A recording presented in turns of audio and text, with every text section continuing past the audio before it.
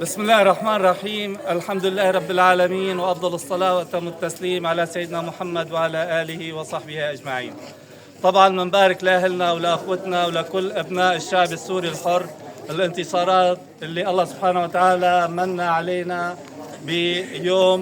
باليوم الثوري اللي هو كان يوم الأحد 8/12/2024.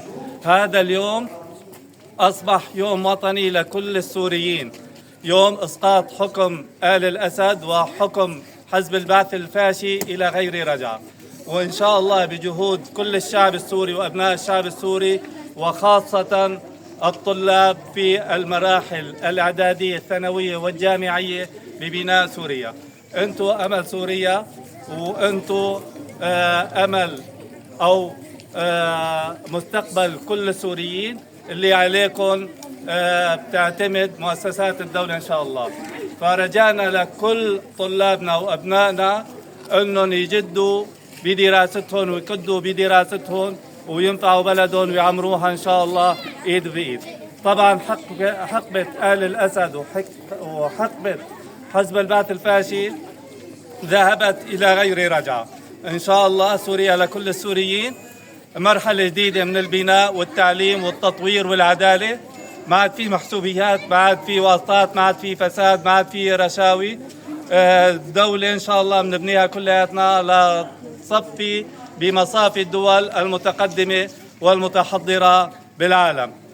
منبارك لأهلنا السوريين كلياتهم، ومنخص بالمباركة كمان أهلنا في غزة، لهم منا كل التقدير والتحية والاحترام، ومنبارك لهم بطولاتهم وصمودهم. وإن شاء الله رب العالمين بيكرمهم بالنصر وبالتحرير ببناء غزة من جديد إن شاء الله صامدة ما دام في أحرار بغزة.